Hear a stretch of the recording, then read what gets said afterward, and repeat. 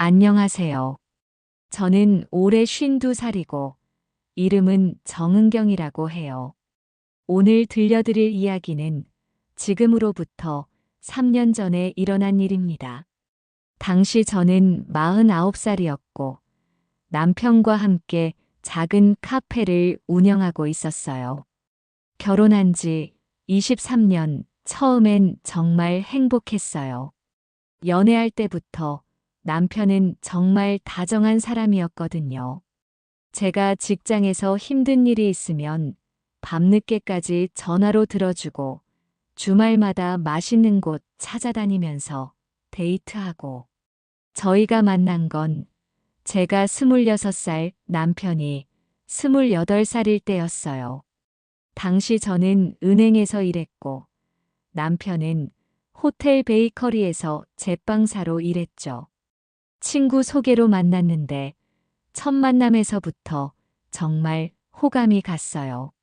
남편이 손으로 직접 만든 케이크를 가져왔거든요. 처음 뵙는 기념으로 드리는 선물입니다. 라고 하면서요. 그때 그 케이크가 정말 아직도 기억나요. 우와, 정말 맛있다. 어디서 사셨어요? 제가 만들었어요. 직업이 제빵사거든요. 딸기 생크림 케이크였는데 시판용이 아니라 정말 정성껏 만들었다는 게 느껴졌어요. 저는 그때 완전히 반했죠. 멋있는 직업이라고 생각했어요. 사람들에게 달콤함과 행복을 주는 일이라고. 그렇게 만남을 시작한 지 1년이 채 되지 않아 우리는 결혼했습니다. 결혼 5년째에는 카페를 열기로 결정했어요. 저는 은행 일을 그만두고 남편은 호텔을 나와서요. 여보, 우리만의 공간을 만들어 보자. 당신은 경영 마인드가 있고 나는 기술이 있으니까 잘 될 거야. 그때 친정에서 큰 도움을 주셨어요. 특히 아버지가 당부하신 말이 딸아, 사업할 거면 내 이름으로 해라. 남자들은 사업하다가 보증을 잘못 서거나 망하는 경우가 많으니까. 그렇게 말씀하시면서 집과 가게 모두 제 명의로 해주셨어요. 남편은 처음엔 좀 의외라는 표정이었어요. 장인어른, 아무래도 제가 사업 주체인데 제 명의로 하는 게 아닐세. 요즘 시대에는 여자가 더 꼼꼼해. 은경이가 은행 일도 했으니 경영은 우리 은경이한테 맡기는 게 좋겠어. 그렇게 자연스럽게 모든 재산이 제 명의가 됐어요. 그때는 그냥 부모님의 배려인 줄만 알았는데 나중에 그게 얼마나 현명한 판단이었는지 깨닫게 됐습니다. 로즈마리 카페. 그 이름도 제가 지었어요. 로즈마리 꽃말이 추억이거든요. 손님들이 저희 카페에서 좋은 추억을 만들었으면 좋겠다는 뜻으로요. 처음 5년간은 정말 힘들었지만 그만큼 행복하기도 했어요. 새벽 6시에 같이 일어나서 남편은 빵을 굽고 저는 매장 정리와 오픈 준비를 하고 손님이 사장님, 빵 정말 맛있어요. 라고 하면 둘 다 뿌듯해하고 저녁에 마감하고 나면 오늘 수고했어 라고 하면서 같이 맥주 한 잔씩 마시곤 했어요. 10년이 지나고 15년이 지나고 시간이 흐르는 사이 카페는 동네에서 꽤 유명해졌어요. 단골 손님들도 많이 생겼고 매출도 안정적이었고요. 그런데 변화는 정말 서서히 왔어요. 너무 서서히라서 처음엔 못 느꼈지요. 1년쯤 전부터였을까? 남편이 출장을 자주 가기 시작했어요. 여보, 이번에 부산에서 제과 박람회가 있대. 새로운 트렌드도 알아보고 공급업체도 알아봐야 하고 대전에 유명한 빵집이 있대. 시장 조사하러 다녀와야겠어. 이번엔 강릉에서 커피 로스팅 세미나가 있어. 처음엔 당연하다고 생각했어요. 카페 사업을 하려면 항상 새로운 걸 배워야 하는 게 맞잖아요. 특히 저희 남편은 완벽주의자라서 커피 원두 하나, 밀가루 브랜드 하나도 직접 확인하고 들여오는 스타일이었거든요. 당신 덕분에 우리 카페 퀄리티가 높아지는 것 같아. 고마워. 그렇게 말해주기도 했어요. 하지만 점점 뭔가 이상한 점들이 보이기 시작했어요. 첫 번째로 이상했던 건 연락 패턴이었어요. 예전에는 출장을 가더라도 매일 밤마다 전화해서 오늘 뭐 했어? 카페는 어땠어? 힘들지 않았어? 라며 안부를 물었거든요. 출장지에서 있었던 재미있는 일들도 얘기해주고요. 여보, 오늘 박람회에서 정말 신기한 걸 봤어. 일본에서 온 새로운 제빵 기법인데 이런 식으로 신나게 얘기해주곤 했어요. 그런데 어느 순간부터 연락이 뜸해지기 시작했어요. 전화를 해도 응, 바쁘다. 피곤하다라는 식으로 성의 없는 말만 반복하고 출장에서 뭘 했는지도 자세히 얘기해주지 않더라고요. 여보, 이번 세미나는 어땠어? 그냥 비슷하지 뭐. 별거 없었어. 새롭거나 특이한 건 없었어? 있긴 한데 나중에 얘기해 줄게. 지금은 좀 피곤하네. 이런 식으로 대화가 점점 짧아졌어요. 두 번째로 이상했던 건 핸드폰이었어요. 예전에는 화장실 갈 때도 테이블 위에 그냥 두고 갔는데 어느 순간부터 어디를 가든 핸드폰을 꼭 들고 다니더라고요. 심지어 샤워할 때도 화장실 문 앞에 가져다 놓고 여보, 왜 그렇게 핸드폰을 꼭 쥐고 살아? 아, 요즘 공급업체에서 연락이 자주 와서 그래. 바로 답을 해야 마음이 편해서. 그리고 가끔 핸드폰이 울릴 때면 재빨리 받아서 다른 방으로 가서 통화하더라고요. 전에는 제 앞에서도 그냥 받았는데 말이에요. 누구였어? 아, 공급처야. 뭐라는데? 그냥 재료 배송 관련된 거 별거 아니야. 대답도 점점 성의가 없어졌어요. 세 번째로 외모에 신경을 쓰기 시작했어요. 남편이 원래 꾸미는 걸 별로 안 좋아하는 사람이었거든요. 편한 게 최고야 라고 하면서 면바지에 셔츠만 입던 사람이었는데 갑자기 헬스장을 등록했어요.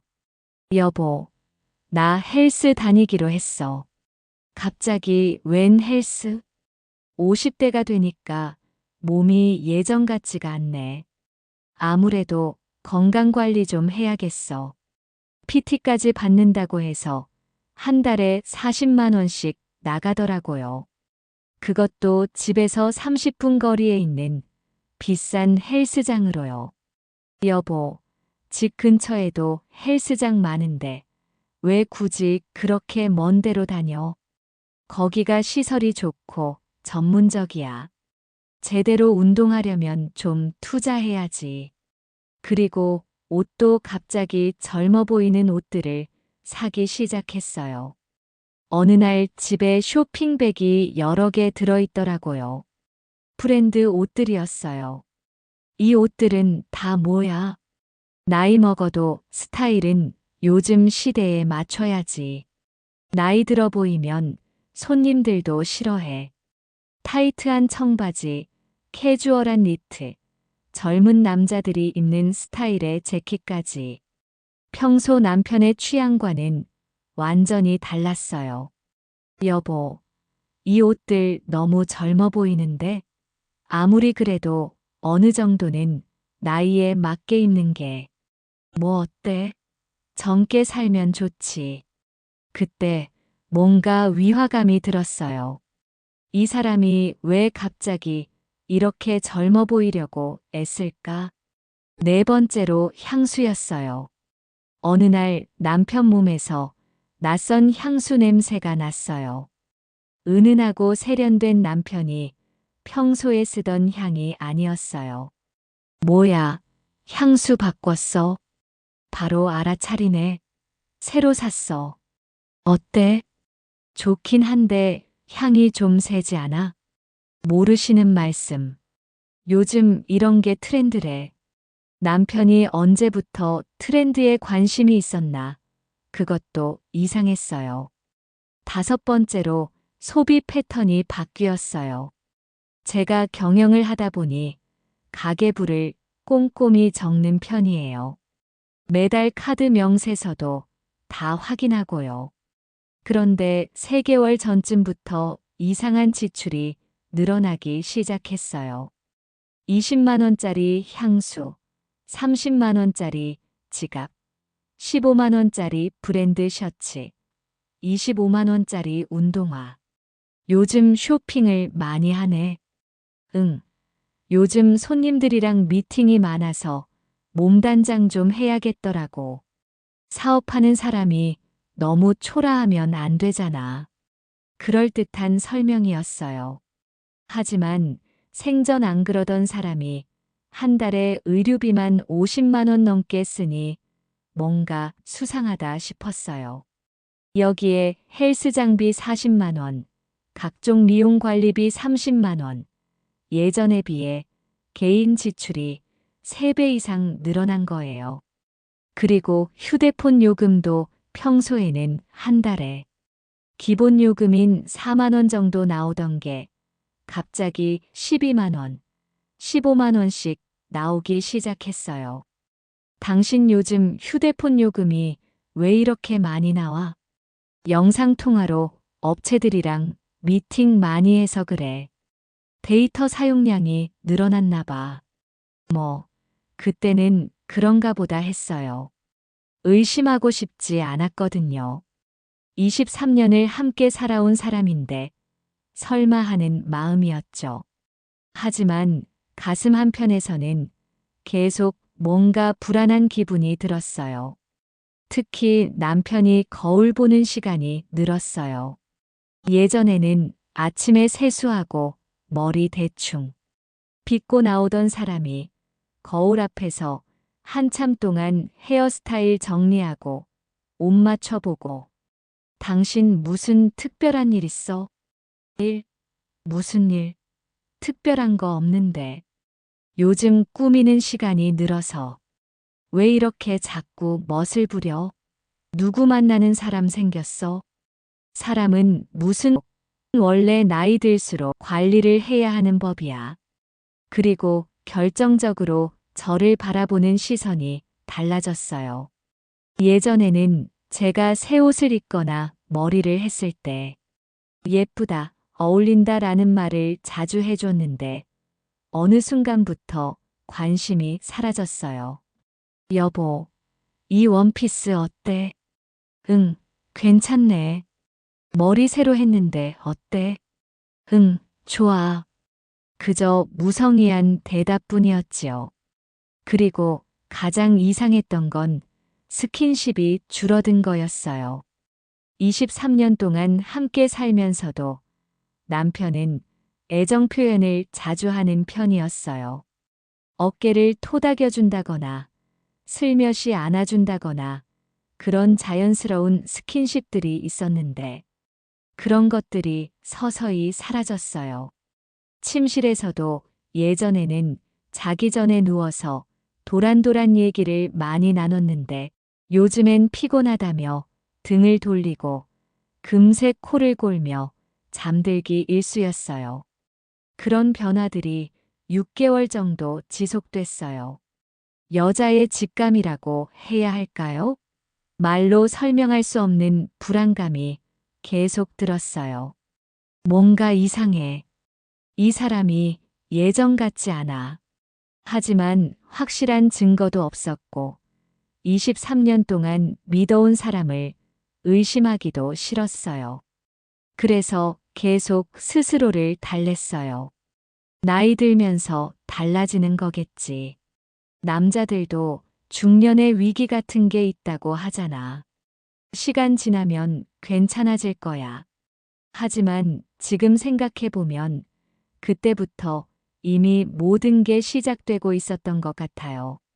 제가 모르는 곳에서 23년 결혼 생활이 서서히 무너지고 있었던 거죠. 어느 날이었어요. 추석 지나고 10월 말쯤에 남편이 또 출장을 간다고 했어요. 이번엔 춘천에서 커피 세미나가 있다고 하더라고요.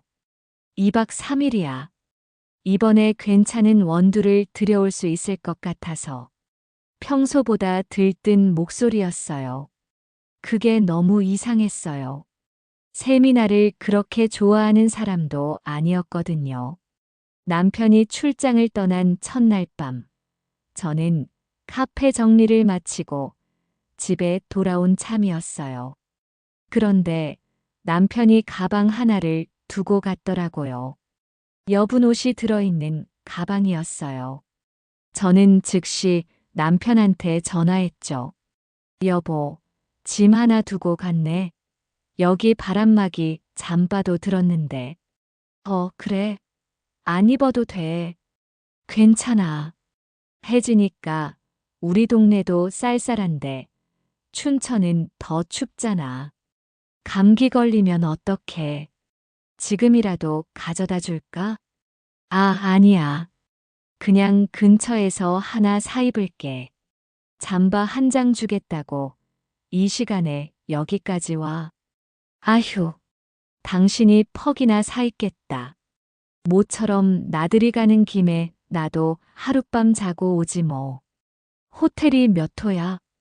반쯤 농담으로 해본 말인데 남편이 정색하더라고요. 갑자기 짜증 섞인 목소리로 말했어요. 이봐, 나 진짜 괜찮다니까? 내일 세미나 끝나면 밖에서 돌아다닐 일도 없어. 호텔에만 있다가 내일 모레 돌아갈 테니까 오지 마. 절대로 오면 안 돼. 그 순간 확신했어요.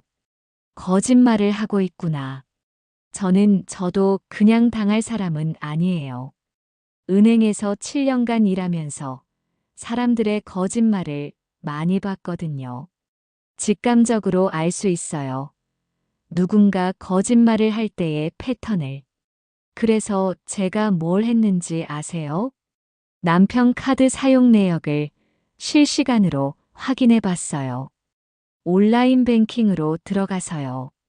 오후 1시 20분 강남구 청담동 이태리 레스토랑에서 28만 원 결제. 청담동. 춘천 간다고 나간 게 오전 10시였는데 게다가 28만 원은 혼자 먹기에는 너무 많은 금액인데 오후 3시 15분 압구정 백화점에서 180만 원 결제. 저는 숨이 막혔습니다. 백화점에서 쇼핑을 180만 원어치나 뭘 산 거야? 오후 7시 50분 논현동 일식집에서 30만 원 결제. 방금 전까지 서울에 있었던 거잖아. 통화할 때는 호텔이라고 했는데 의심스러운 와중에 전화 한 통이 걸려왔어요. 저랑 친한 선배 언니인데 부부 동반으로 종종 만나곤 했거든요.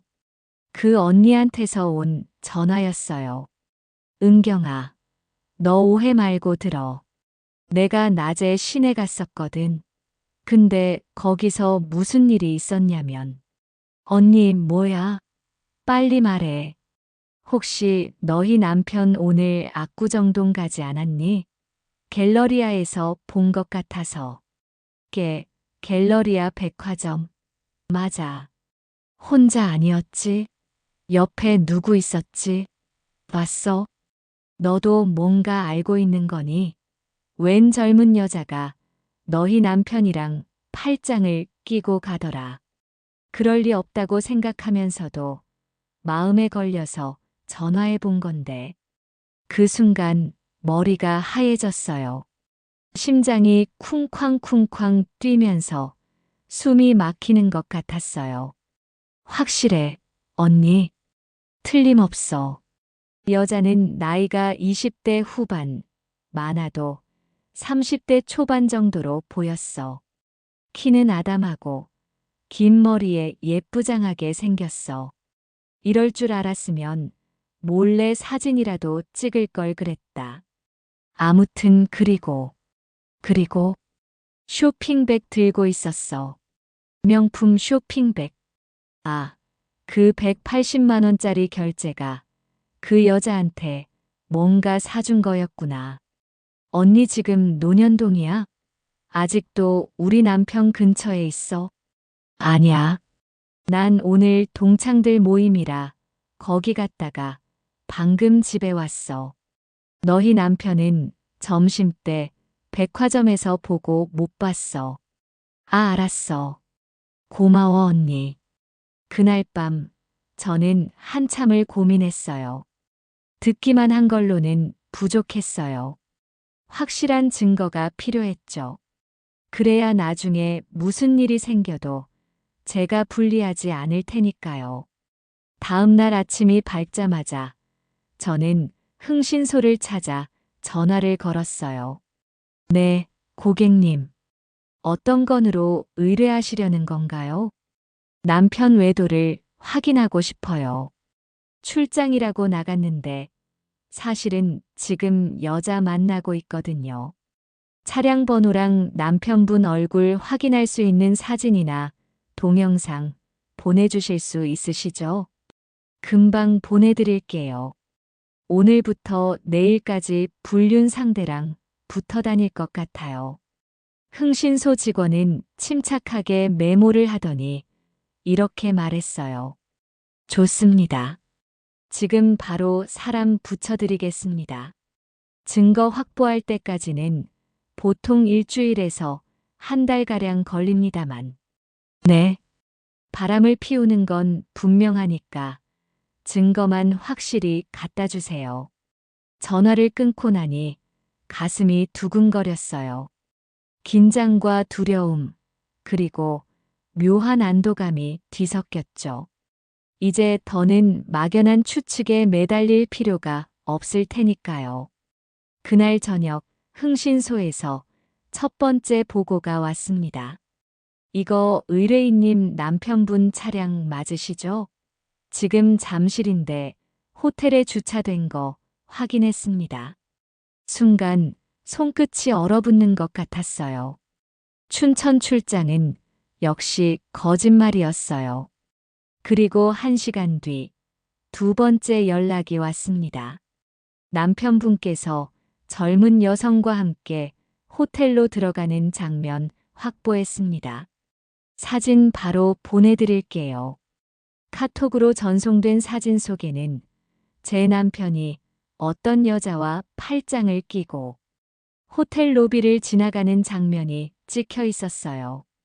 여자는 선배 언니가 말한 그대로 20대 후반쯤 되어 보이는 늘씬하고 화려한 스타일이었죠. 그걸 보자 전화기를 쥔 손이 덜덜 떨렸습니다. 머리로는 예상했는데 눈으로 보니 충격이 훨씬 더 컸어요. 결정적인 증거를 확보하려면 시간이 더 필요합니다만 계속 진행할까요? 네. 들키지 않게 잘 부탁합니다. 전화를 끊고서 한참을 울었어요. 이제 돌이킬 수 없는 진실과 마주한 거죠. 화가 났어요. 정말 화가 났어요. 23년이야. 23년 동안 쌓아온 모든 게 이렇게 하루 만에 무너질 수 있는 거야? 우리가 카페에서 하루 종일 일해서 벌어들인 돈을 다른 여자한테 아낌없이 쓰다니. 그것도 모자라서 저한테는 거짓말까지 하면서요. 다음 날 남편에게서 전화가 왔어요. 여보, 세미나 정말 좋았어. 새로운 걸 많이 배웠어. 오늘 오후에 들어갈게. 응, 조심히 와. 떨리는 목소리를 들키지 않게 애써 밝은 척 대답했어요. 제 마음속에서는 이미 모든 계획이 시작되고 있었어요. 제가 해야 할 일이 선명히 보이기 시작했지요. 그때 저는 결심했어요.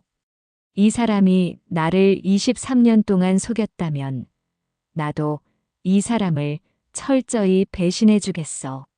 남편이 출장에서 돌아왔어요. 평소와 다름없이 여보, 다녀왔어 라고 하면서요. 저는 웃으면서 맞아줬어요. 고생했어. 세미나는 어땠어? 좋았어. 쓸만한 원두가 있더라. 에티오피아 산인데 맛이 독특하더라고. 거짓말을 하는데도 태연하더라고요. 그것도 제 눈을 똑바로 보면서요. 23년 동안 같이 살았는데 이렇게 태연하게 거짓말을 할 수 있다는 게 그게 더 충격이었어요. 그래, 다행이다. 피곤하지? 씻고 와서 저녁 먹자. 응, 그래야겠다. 저녁을 먹으면서도 남편은 태연했어요. 물론 저도 연기했어요. 아무것도 모르는 척. 그렇게 연기를 하면서도 저는 머릿속으로 계속 계산을 하고 있었어요. 그게 제 천성이에요. 모든 상황을 논리적으로, 냉정하게 분석하는 것. 저는 일단 상황 정리부터 했어요. 남편은 최소 6개월 전부터 불륜을 시작했을 것이다. 매달 개인 지출이 120만 원씩 늘었으니까 지금까지 최소 720만 원을 그 여자한테 썼다. 특히 이번 주말에만 230만 원을 쓰기도 했다.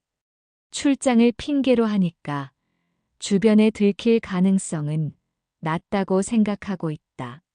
아직 이혼을 요구하지 않은 걸 보면 가정과 불륜을 동시에 유지하려는 심산이다. 그리고 제 상황도 정리했어요.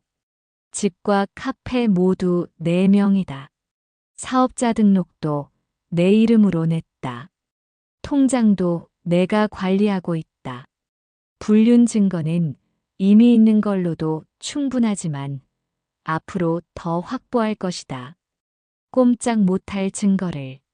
결국 남편이 아니라 내가 법적으로 압도적으로 유리한 위치에 있다. 분석을 하고 나니까 오히려 마음이 차분해졌어요. 이 게임은 이미 내가 이긴 거야. 문제는 어떻게 끝낼 것인가다. 첫 번째로 한 일이 변호사 상담이었어요. 다음 날 남편이 카페에서 일하는 동안 저는 핑계를 대고 외출해 시내 법무법인을 찾아갔어요. 안녕하세요. 이혼 상담을 받고 싶습니다.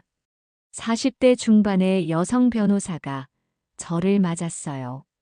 김소혜 변호사라고 하더라고요.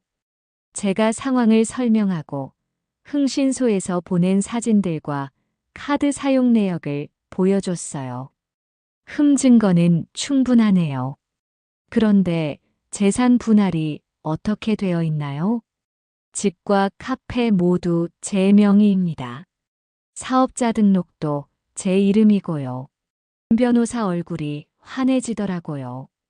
그럼 정말 간단해요. 불륜을 저지른 건 남편분이고 모든 재산이 부인 명의라면 위자료는 받으실 수 있고 재산 분할에서도 압도적으로 유리한 위치에 계세요. 위자료가 어느 정도나 될까요? 이 정도 증거면 3천만 원에서 5천만 원 정도는 충분히 받을 수 있어요. 불륜 기간이 6개월 이상이고 금전적 지출까지 있으니까요. 만약 제가 남편을 집에서 내보내고 카페에서도 제외시킨다면 법적으로 전혀 문제 없습니다. 오히려 부인께서 피해자시니까 당연한 권리예요. 그럼 남편이 받을 수 있는 재산은 거의 없다고 보시면 돼요. 혼인 기간 중 취득한 재산이라고 해도 부인 단독 명의이고 부인이 실질적으로 경영한 사업체니까요. 게다가 불륜을 저질렀으니 그날 상담을 받고 나서 제 마음이 완전히 정해졌어요. 법적으로도 문제없구나. 그럼 이제 실행만 하면 되겠네. 두 번째로 한 일은 더 자세한 증거 수집이었어요. 저는 집에 돌아와서 남편의 행동 패턴을 분석하기 시작했어요. 남편의 출장 스케줄을 정리해 봤더니 패턴이 보이더라고요. 보통 월 2회에 2박 3일씩. 그리고 항상 주말을 끼고 가더라고요. 그 여자도 직장인이겠네. 평일에는 만나기 어려우니까 주말을 이용하는 거야. 그리고 카드 사용 내역을 더 자세히 분석해 봤어요. 지난 6개월간의 모든 결제 내역을요. 정말 충격적이었어요. 매번 출장 갈 때마다 명품 매장에서 30만 원에서 50만 원씩 결제.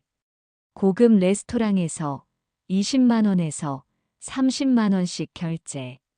호텔 스파 룸 서비스. 심지어 꽃집에서도 결제가 있더라고요. 총 계산해 보니까 6개월 동안 그 여자한테만 1,500만 원 넘게 쓴 거였어요. 1,500만 원. 몇 달을 일해야 손에 쥐는 금액을. 그리고 더 가관인 건 제 생일날에도 그 여자한테 선물을 사줬더라고요. 제 생일 전날 오후 2시 명품 가방 매장에서 220만 원 결제. 그리고 그날 저한테는 여보, 생일 축하해. 이건 선물. 직접 만든 케이크조차 아닌 편의점에서 산 5천 원짜리 조각 케이크. 그때 정말 눈물이 나더라고요. 분노의 눈물이었어요. 그날 밤 저는 결심했어요. 이 사람이 나한테 한 짓을 나도 똑같이 갚아주겠어. 아니, 그보다 더 철저하게. 세 번째로 한 일은 은행 업무였어요. 저희 부부는 통장을 공동으로 사용했거든요. 제가 경영을 담당하다 보니 자연스럽게 그렇게 됐는데 카페 수익금과 개인 적금까지 모두 같은 통장에 있었어요. 저는 은행에 가서 예전 동료 박미진 선배를 만났어요. 어머, 은경아, 오랜만이다. 언니, 잘 있었어? 상담 좀 받으려는데. 제가 상황을 설명하니까 선배가 진심으로 화를 내더라고요. 빌어먹을 인간이네. 수십 년 동안 고생해서 읽어놓은 걸 그렇게 배신하다니. 그래서 통장을 분리하고 싶은데. 당연히 해야지. 공동명의라고 해도 실질적으로 부인이 관리하던 거고 사업 수익금이니까 법적으로 전혀 문제 없어. 전부 다 옮겨도 괜찮을까? 물론이지. 오히려 빨리 해야 해. 나중에 남편이 먼저 돈을 빼갈 수도 있잖아. 그날 바로 모든 돈을 제 개인 통장으로 옮겼어요. 카페 수익금 2,800만 원, 적금 4,500만 원, 예금 1,800만 원, 심지어 남편 용돈 통장 400만 원까지 총 9,500만 원을 모두 옮겼어요. 언니, 이렇게 해도 법적으로 문제 없지? 전혀 없어. 오히려 당연한 권리야. 불륜한 남편이 재산을 임의로 사용하는 걸 막는 거니까. 네 번째는 카페 운영권 정리였어요. 법적으로는 제가 사장이지만 실질적으로는 남편과 공동 운영이었잖아요. 하지만 사업자 등록도 제 명이고 임대차 계약도 제 이름으로 했으니까 정리는 어렵지 않았어요. 저는 새로운 제빵사를 구하기 시작했어요. 인터넷 구인 사이트에 올리고 지인들한테도 물어보고 그러다가 정말 괜찮은 사람을 만났어요. 28세 여성 제빵사, 프랑스에서 제과 공부를 하고 온 사람이었어요. 실력도 좋고 성격도 밝고. 사장님, 저는 언제부터 일할 수 있을까요? 2주 후부터 가능할까요? 네, 좋습니다. 계약까지 끝냈어요. 그러는 동안 남편은 아무것도 모르고 있었죠. 5번째는 이사 준비였어요. 사실 저는 남편을 집에서 쫓아낼 생각은 없었어요. 제가 나갈 생각이었죠. 왜냐하면 그 집은 이제 추억이고 뭐고 다 더럽혀졌으니까요.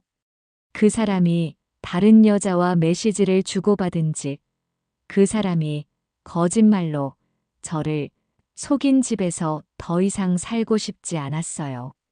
새 아파트를 알아봤어요.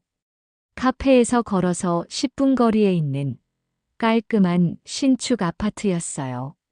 보증금은 기존 집을 전세로 내놓으면 충분했어요. 어차피 집도 제 명이니까 남편 동의 없이도 가능했고요. 부동산에서 기존 주택을 전세로 내놓으시면 보증금으로 충분하실 것 같은데요. 라고 하더라고요. 네, 그렇게 하겠습니다. 계약금도 내고 이삿짐 센터도 예약했어요.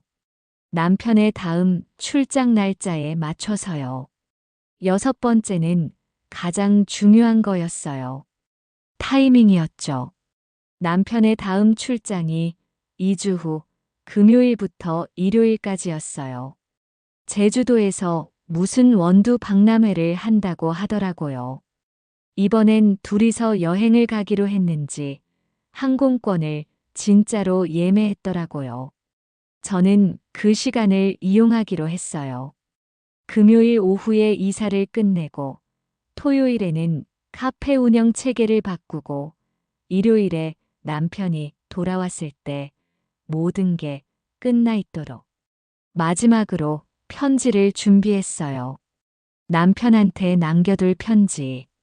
여러 번 초안을 써봤는데 처음에는 길게 썼어요. 23년 동안의 추억들, 배신감, 상처받은 마음, 이런 것들을 다 쓰려고 했어요. 하지만 계속 지우고 다시 쓰고 하다가 결국 아주 짧게 정리했어요. 23년 동안 나랑 사느라 고생했어. 이제 각자 원하는 대로 살자. 집은 전세로 내놓았으니 임차인이 들어올 때까지 계속 써. 하지만 다른 건 모두 내가 가져갈 거야. 이유는 당신이 잘 알 거야. 은경. 남편은 아무것도 모르고 평상시처럼 생활했어요. 저는 마음속으로 똑똑히 세고 있었어요. 이제 10일 남았다. 이제 5일이야. 이제 3일만 지나면. 그리고 마침내 D-Day가 됐어요. 금요일 아침에 남편이 가방을 싸면서 말했어요. 이번 출장 너무 기대된다. 그래, 좋은 여행하고 와. 도착해서 전화할게. 혼자 가서 미안해. 일정 바쁠 텐데 그냥 문자나 보내줘. 나도 전화는 못 받을 수 있으니까. 응. 그럼 다녀올게. 남편이 뺨에 가볍게 입을 맞추었어요. 그게 마지막 키스일 거라고는 상상도 못했겠죠. 남편이 공항에 도착했을 때쯤에 이삿짐 센터 트럭이 집 앞에 도착했어요. 그때 제가 뭐라고 했는지 아세요? 사장님, 빨리빨리 해주세요. 시간이 없어요. 3시간 안에 다 끝내야 해요.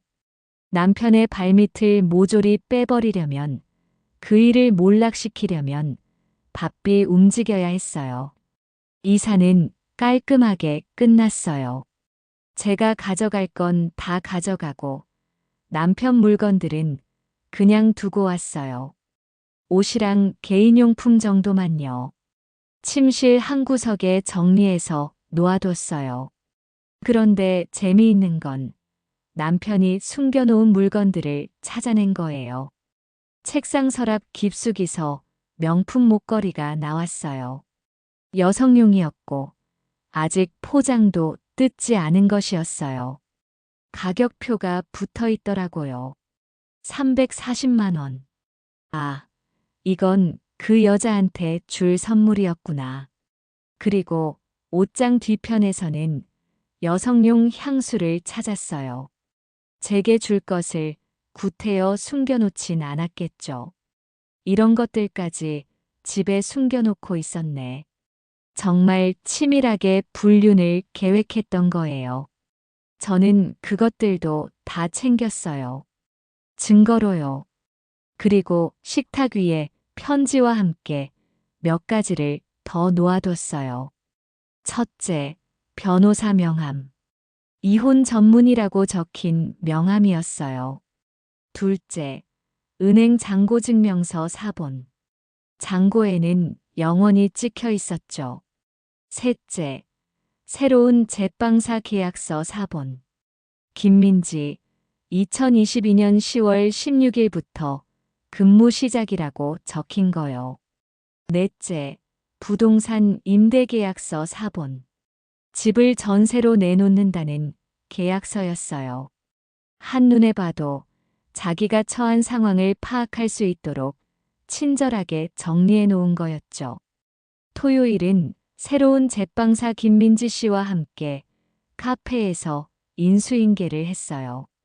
민지 씨, 이 기계는 이렇게 사용하시면 되고요. 네, 사장님. 빵 레시피는 기존 것 그대로 하면 될까요? 아니요. 민지 씨가 배워온 방식대로 해보세요. 변화를 주고 싶어요. 단골 손님들한테도 미리 인사를 시켜드렸어요. 아, 새로운 제빵사님이세요? 반갑습니다. 남편분은 어디 가셨어요? 개인 사정으로 그만두게 됐어요. 이제부터는 민지 씨가 더 맛있는 빵을 만들어 드릴 거예요. 모든 게 순조롭게 진행됐어요. 일요일 저녁 드디어 기다리던 시간이 됐어요. 오후 6시쯤 제 핸드폰이 울렸어요. 남편이었어요. 여보, 여보, 지금 뭐야 이게? 집이 왜 이래? 응, 나 이사했어. 갑자기 무슨 이사야? 나한테 말도 없이 왜? 말. 당신이 제주도에 출장 가 있는데 무슨 말을 해? 아니, 내 말은 그런 게 아니잖아. 그런 게 아니면 뭔데? 원두 박람회는 핑계고 사실은 호텔에서 여자랑 뒹굴었다는 말. 순간 전화기 넘어가 물을 끼얹은 것처럼 조용해졌어요. 5초 정도 아무 소리가 없더라고요. 여보, 어떻게 알았냐고. 그럼 모를 줄 알았어? 나를 속일 수 있을 줄 알았어? 남편이 한참 만에 울먹이며 말했습니다. 여보, 미안해. 정말 미안해 한 번만. 부디 한 번만 용서해줘. 용서? 피식. 어이없어서 웃음이 나왔어요. 23년 동안 쌓아온 신뢰를 당신이 무너뜨렸는데 나한테 용서를 바라. 그것도 하루아침에. 여보, 지금 어디야? 내가 지금 거기로 갈게. 만나서 얘기하자. 그럴 거 없어. 할 말은 식탁에 다 놔두고 왔어.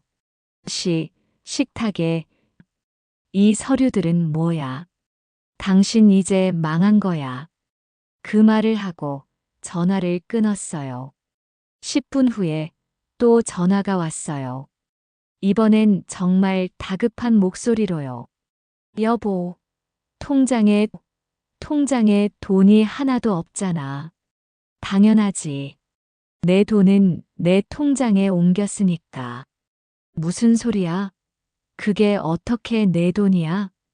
카페 수익금이고 4명의 통장이었잖아. 당신은 그동안 월급쟁이였을 뿐이야. 아니야. 내가 없으면 카페가 안 돌아가잖아.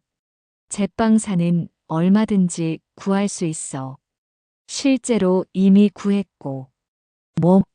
뭐라고? 오늘부터 일 시작했는데 아주 잘하더라. 프랑스에서 유학해서 그런지 풍미가 달라. 손님들 반응도 대박이고. 그럼 나는, 당신은 이제 나올 필요 없어. 그렇다고 해도 지금까지 일한 건 받아야지. 위자료 냈다고 쳐. 싫으면 소송으로 가도 좋고. 증거는 다 있으니까 헛된 기대 품지 마. 남편은 목이 메이는지 헐떡였어요. 여보. 은경아. 내가 잘못했어. 이제 정말로 정신이 번쩍 들었어. 다시 돌아가자, 우리. 서로 사랑하는 마음만 있으면 예전으로 돌아갈 수 있어. 당신 구운 빵을 밀가루로 되돌릴 수 있어? 응, 못하지. 되돌리기엔 이미 늦은 거야. 우리 사이도. 아니야, 안 늦었어. 나 지금 후회해. 진심이야. 후회? 당신이 후회하는 건 불륜한 것 때문이 아니라 들켰기 때문이겠지. 연희랑은 지금 당장 끝낼게. 맹세해. 연희. 어머, 얼굴만큼 이름도 예쁘네. 반년 동안 1,500만 원쯤 써도 안 아깝겠어. 1,500만 원? 내가 계산해 봤어. 그 연희라는 애한테 쓴 돈이 정확히 1,547만 원이더라. 아직 안 준 선물도 있긴 하더라만. 남편은 완전히 말문이 막혔어요. 여보, 나 이제 어떻게 살아야 돼? 당신이 선택한 길이야. 당신이 알아서 해. 집도 없고, 돈도 없고, 일자리도 없는데, 어떻게 살라고. 집은 임차인 들어올 때까지 머물러도 돼. 그 후에는 당신이 알아서 해결하든지, 아니면 연희한테 손이라도 벌리든지. 저는 다시 한번 전화를 끊었어요. 다음 날 오후 카페 카운터에 있는데 젊은 여자가 들어왔어요. 아담한 체구에 긴 머리카락이 왠지 눈에 익다 싶었는데 바로 그 연희라는 여자였어요. 혹시 사장님이세요? 네, 그런데요. 저 오빠랑 사귀고 있는 사람인데요. 저는 새어나오는 웃음을 참지 못했어요. 오빠? 그 사람한테 오빠라고 불러요? 아빠 뻘인데? 그 여자 얼굴이 빨갛게 물들었어요. 그게 아니, 저는. 할 말 있으면 해봐요. 이혼하시려면 하시지. 왜 다 빼앗아 가시는 거예요? 오빠 재산은 돌려줘요. 제가 말했어요. 그 사람이 나한테 뭐라고 했는지 알아요? 당신은 한때의 실수였을 뿐이라고 하던데. 그건 제가 지어낸 말이었어요. 하지만 그 여자의 반응을 보고 싶었어요. 뭐라고요? 놀랐나 봐요. 그 사람, 어제는 당신이랑 헤어지겠다더니 쪼르르 달려가서 구질구질하게 굴었나 보네. 저는 휴대폰 사진첩을 열어 통장 사본을 보여줬어요. 이거 보여요? 창고 영원. 그 사람이 아직도 좋아요? 땡전 한 푼 없어도. 그 여자 얼굴이 점점 창백해졌어요. 카페가 이렇게 큰데요? 여기 사장인데 돈이 없다뇨. 사장은 나고 그 사람은 그냥 제빵사였어요. 사업자 등록증도 보여드릴까? 제가 벽에 걸린 사업자 등록증을 가리켰어요. 제 이름이 선명하게 적혀 있었죠. 그러면 오빠가 거짓말을 한 거예요? 거짓말보다 더 심한 걸 했죠. 23년 된 결혼 생활을 배신했으니 그 여자 얼굴이 흉하게 일그러졌어요. 저는 정말 몰랐어요.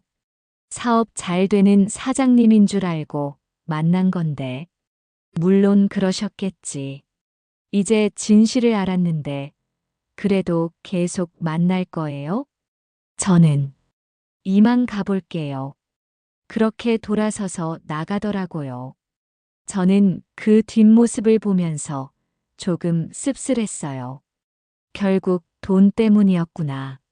남편은 그것도 모르고. 그날 저녁 남편한테서 전화가 왔어요.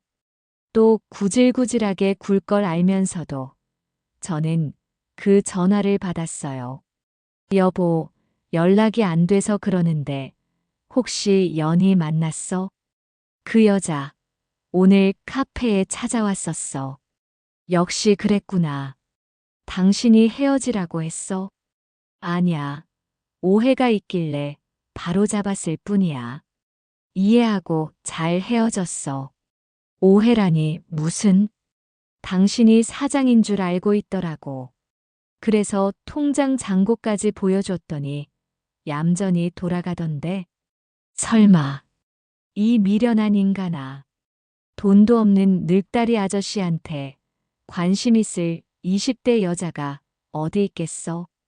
당신이 나를 이렇게까지 짓밟는구나. 잠시 마음이 흔들렸어요. 어쨌든 23년 동안 함께했던 사람이니까요. 하지만 그때 문득 떠올랐어요. 제 생일날 준비한 싸구려 조각 케이크, 그리고 그날 그 여자를 위해 준비한 220만 원짜리 명품 가방. 짓밟은 건 내가 아니라 당신이겠지. 남편은 완전히 무너졌어요. 집도, 돈도, 일자리도, 여자도. 모든 걸 한 번에 잃었죠. 그게 배신의 대가였어요. 그로부터 일주일 후에 예상했던 전화가 왔어요. 시어머니셨어요. 은경아, 내가 우리 아들을 길바닥에 내쫓았다며. 저를 며느리로 예뻐해 주신 분이었는데 그때는 목소리가 정말 차갑더라고요. 어머님, 잘 지내셨어요? 내가 용서해라. 남자들은 다 그런 거야. 어쩌다 잠깐 실수한 거래. 실수요? 반년 넘게 바람 피우면서 1,500만 원 넘게 쓴 게 어쩌다 잠깐이라고요? 1,500만 원? 잠시 말을 못 잇던 시어머니가 다시 목소리를 높였어요.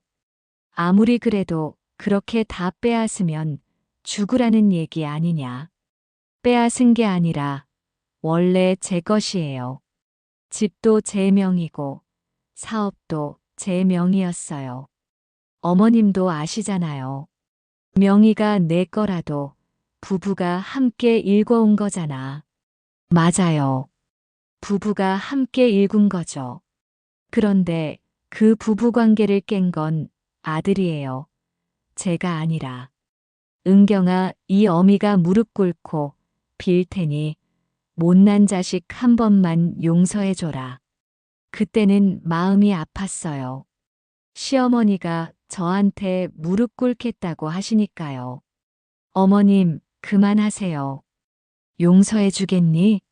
아니요. 어머님이 무릎 꿇을 일이 아니라는 뜻이에요. 잘못한 건 아들이니까 아들이 책임져야죠. 그래도 어찌. 만약 아버님이 다른 여자와 불륜을 하고 그 여자한테 재산을 다 갖다 바쳤다면 어머님은 어떻게 하셨을 거예요? 시어머니는 대답을 못 하셨어요. 어머님도 이제 저를 며느리라고 생각하지 마세요. 어머님, 아들이 그 관계를 끊어버렸으니까요. 그렇게 말하고 전화를 끊었어요. 한 달 후에는 더 놀라운 일이 있었어요. 남편의 후배가 카페로 찾아왔어요. 30대 후반 남성분이었어요. 형수님, 안녕하세요. 저는 형님 고향 후배인 박준수라고 합니다. 아, 네. 무슨 일로? 형님은 어디 계십니까? 만나 뵈러 왔는데. 모르셨구나. 저희 이혼했어요. 연락처는 그대로니까 전화를 해보세요. 아, 실은 형이 저한테 500만 원 빌렸거든요. 급하게 쓸 일이 있다면서. 500만 원을요? 카페 운영자금 때문에 급하다고 그래서 빌려줬는데 한 달 넘게 연락이 안 돼서요. 그때 알았어요. 남편이 지인들한테 돈을 빌리고 있었던 거예요. 남편이 혹시 다른 분들한테도 돈을 빌리던가요? 고향 선후배 몇 명이 빌려드린 걸로 알고 있습니다. 얼마나 많이요? 제가 아는 것만 해도 2천만 원 넘을 거예요. 죄송하지만 저희는 이혼했고 카페는 제가 혼자서 운영하는 거라 그 사람이랑은 관계없어요. 그럼 형이 거짓말을 한 겁니까? 예, 아무래도 경찰에 신고하시는 게 좋겠어요. 후배가 돌아간 뒤에도 저는 마음이 진정되지 않았어요. 기가 막혔어요. 카페 핑계를 대고 돈을 빌린 거예요. 말하자면 사기를 치고 있었던 거죠. 저는 지인들한테 일일이 연락해서 상황을 설명했어요. 언니, 안녕하세요. 저 은경이에요. 혹시 남편한테서 돈 빌려달라는 연락 받으셨나요? 응. 카페에 밀린 대금 때문에 급하다고 하더라. 언니, 저희 이혼했어요. 그리고 카페는 잘 운영되고 있으니까 절대로 빌려주지 마세요. 이혼했어? 왜? 그 사람이 바람 피워서요. 지금 연락 돌려야 하니까 다음에 또 통화해요. 이런 식으로 30명 넘는 지인들한테 연락했어요. 카페는 솔직히 처음 한두 달은 힘들었어요. 새로운 제빵사가 적응하는 시간이 필요했고, 손님들 중에 남편이 어디 있는지 묻는 분들도 계셨거든요. 이혼했어요. 처음엔 그렇게 대답하기가 부끄러웠어요. 마치 제가 실패한 사람인 것처럼 느껴졌거든요. 하지만 생각을 바꾸기로 마음먹었어요. 내가 부끄러워할 이유가 뭐가 있지? 잘못한 건 그 사람인데. 그러자 놀라운 일이 일어났어요. 단골 손님들이 오히려 저를 더 응원해 주시더라고요. 사장님, 잘하셨어요. 그런 남자는 빨리 정리하는 게 맞아요. 혼자서도 너무 잘하고 계세요. 화이팅! 요즘 빵이 더 맛있어진 것 같아요. 2년이 지난 지금은 정말 행복해요. 카페는 동네 최고의 베이커리로 자리 잡았고, 민지 씨와는 진짜 파트너가 됐어요. 올해부터는 민지 씨도 지분을 갖게 해줬거든요. 사장님, 정말 감사해요. 저한테 이런 기회를 주셔서. 민지 씨 덕분에 카페가 이렇게 성공한 거야. 당연한 거지. 가끔, 아주 가끔씩 옛날 생각이 나죠. 남편과 행복했던 때들이요. 하지만 그립지는 않아요. 그 행복이 사실은 일방적인 거였다는 걸 알았거든요. 저만 행복해했고 남편은 다른 곳에 마음이 가 있었으니까. 지인들을 통해서 남편 소식도 가끔 들려와요. 현재는 원룸에 혼자 살고 있다고 하더라고요. 작은 제빵업체에서 아르바이트를 한다고 하고요. 그 여자하고는 진작에 연락이 끊긴 모양이에요. 하긴 그 여자도 남편을 더 만날 이유가 없겠죠. 지인들한테 빌린 돈은 아직도 못 갚고 있다고 해요. 지금 버는 돈으로는 생활비도 빠듯하다고. 제가 냉정했나요? 아니에요. 저는 배신에 합당한 대가를 치르게 한 거예요.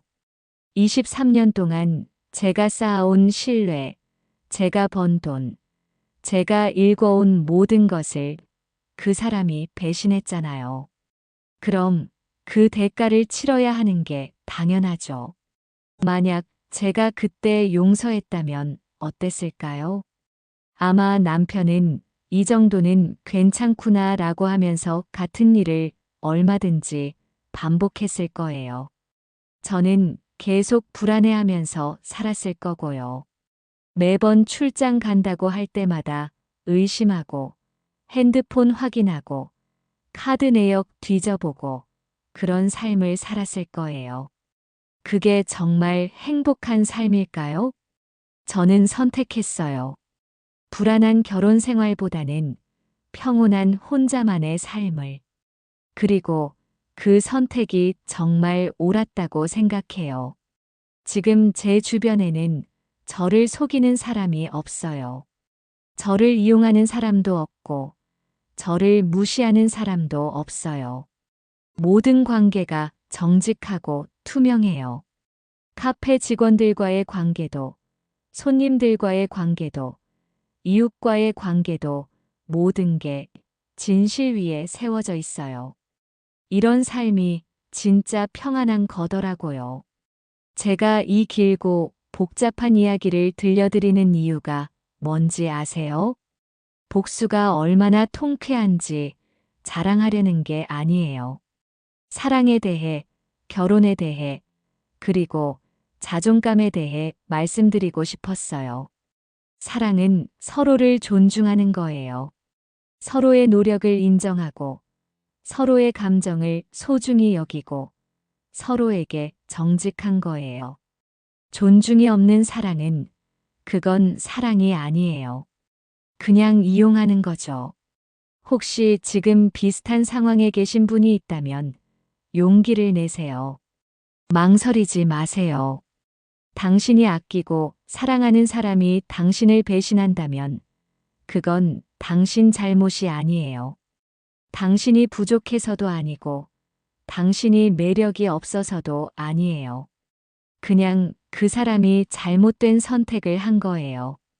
그리고 그런 상황에서 벗어나는 것도 당신의 권리예요.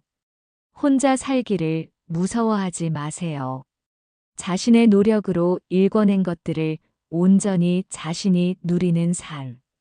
그런 삶도 충분히 가치 있고 아름다워요. 저는 지금 23년 만에 처음으로 온전히 저만의 삶을 살고 있어요. 물론 가끔 외로울 때도 있지요. 혼자서 모든 걸 결정해야 할 때 부담스러울 때도 있고요. 하지만 그런 것들보다 평안함이 훨씬 커요. 마음의 평안. 그게 정말 소중한 거더라고요. 지금까지 긴 이야기 들어주셔서 감사합니다.